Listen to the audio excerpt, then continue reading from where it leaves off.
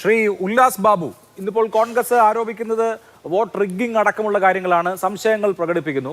ബി.ജെ.പിക്ക് 90% അടുത്താണ്, നിയർ 90 ആണ് strike rate. മഹാരാഷ്ട്രയിലും അത് അങ്ങനെ തന്നെയായിരുന്നു. ഈ വിജയത്തിൽ സംശയം ഉന്നയിക്കുന്ന ആളുകൾ ധാരാളമുണ്ട്. ആ സംശയിക്കുന്ന ആളുകളെ പ്രധാനമന്ത്രി പുച്ഛിക്കുന്നുമുണ്ട്. ബീഹാറിലെ വിജയം ഒരു വലിയ തരത്തിലുള്ള സ്ക്രൂട്ടിനിക്ക് വിധേയമാകും എന്ന് വിചാരിക്കുന്നുണ്ടോ?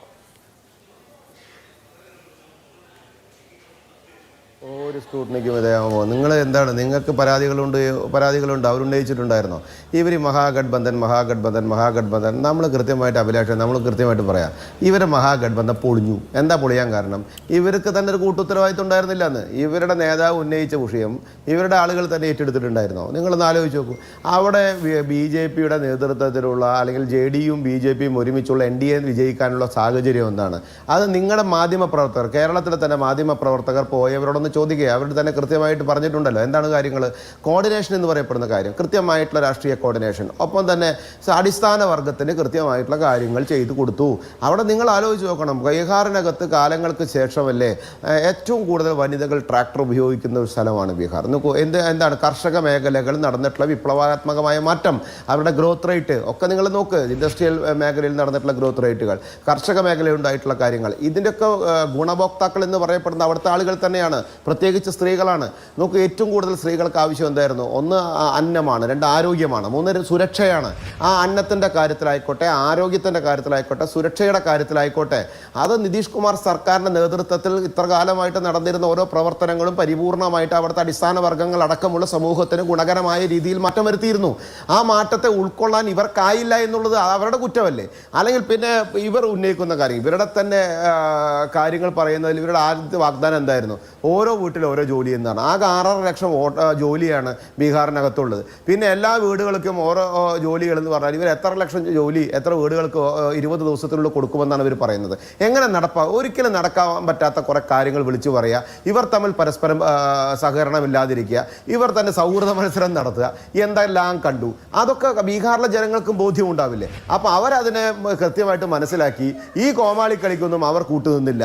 ഇവരെ മഹാഗഡ്ബന്ധം പൊളിഞ്ഞു. ആ പൊളിഞ്ഞ സമയത്ത് തോറ്റു എന്ന് അംഗീകരിക്കാണ്ട് ഇനി മെഷീനെ കുറ്റം പറയും. മെഷീൻ എവിടെയെങ്കിലും ഒരു പരാതിയുണ്ടോ? എവിടെയെങ്കിലും റീപോളിംഗ് ഉണ്ടോ? നിങ്ങൾ നോക്കൂ, ലാലു പ്രസാദ് യാദവിൻ്റെ കാലഘട്ടത്തിലുണ്ടായിരുന്ന ജംഗിൾ രാജ്, ഞങ്ങൾ പറഞ്ഞിട്ടുണ്ടല്ലോ, ഞങ്ങൾ കൃത്യമായിട്ട് പ്രസംഗിച്ചിട്ടുമുണ്ട്.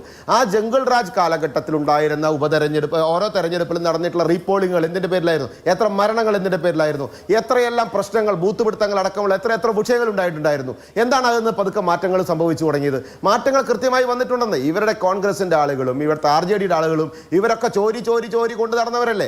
ഇവർ ചോരിയും കൊണ്ട് നടന്ന, ആരോ എഴുതി കൊടുക്കുന്ന കുറെ മുദ്രാവാക്യങ്ങളും മറ്റാരോ കാണിച്ചു കൊടുക്കുന്ന സ്റ്റേറ്റ്മെന്റുകൾ LED വാളും വെച്ച് ഇങ്ങനെ പ്രദർശിപ്പിക്കുക എന്നല്ലാതെ സമൂഹത്തിന് ഗുണകരമായിട്ടുള്ള, അടിസ്ഥാന വർഗത്തിന് ഗുണകരമായിട്ടുള്ള പദ്ധതികൾ അവതരിപ്പിക്കാൻ ഇവരുടെ കയ്യിലുള്ള ആളുകൾക്ക് സാധിച്ചില്ല എന്നുള്ളതിന്റെ കാര്യം ഇവർ ആദ്യം മനസ്സിലാക്കട്ടെ. അത് അവർ വേണമെങ്കിൽ പഠിച്ചോട്ടെ, പഠിക്കാതിരിക്കട്ടെ, അതൊക്കെ അവരുടെ ഇഷ്ടമാണ്.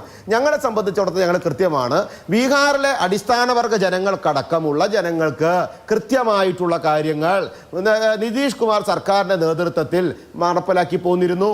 അവിടെ ആരോഗ്യം, അന്നം, സുരക്ഷ ഇത്യാദി മേഖലയിൽ പരിപൂർണമായി ശ്രദ്ധിച്ചിരുന്നു. കാർഷിക വിപ്ലവത്തിന്റെ ഭാഗമായിട്ടുള്ള ഗ്രോത്ത് വളർത്തുന്നതിന് വേണ്ടിയും, കാർഷിക വിപ്ലവം നടത്തുന്നതിന് വേണ്ടിയും, കാർഷിക മേഖലയിൽ ഡെവലപ്മെന്റ് ഉണ്ടാക്കുന്നതിന് വേണ്ടിയും, അവിടെ ചെറുകിട വ്യവസായങ്ങൾ വളർത്തുന്നതിന് വേണ്ടി റോഡ് കണക്ടിവിറ്റിയുമായി ബന്ധപ്പെട്ട്, ജലസേചനവുമായി ബന്ധപ്പെട്ട്, അങ്ങനെ എല്ലാ കാര്യങ്ങളിലും നിതീഷ് കുമാറിന്റെ ഡയറക്റ്റ് ഇൻവോൾവ്മെന്റ് ഉണ്ടായിരുന്നു. ഇംപ്ലിമെന്റേഷൻ കറക്റ്റ് ആയിരുന്നു. ആ പ്രവൃത്തി കൃത്യമായി ചെയ്തപ്പോൾ ജനങ്ങൾ വോട്ട് ചെയ്തു. ആ ജനങ്ങൾ ചെയ്ത വോട്ടിനെ പുച്ഛിക്കല്ലേ ഇവർ ചെയ്യുന്നത്? ഈ പുച്ഛം ഇവർ തുടർന്നോടത്തോളം കാലം അടുത്ത സംസ്ഥാനത്തും ഇവർ അട്ടപ്പട്ടലം തോറ്റുപോകും.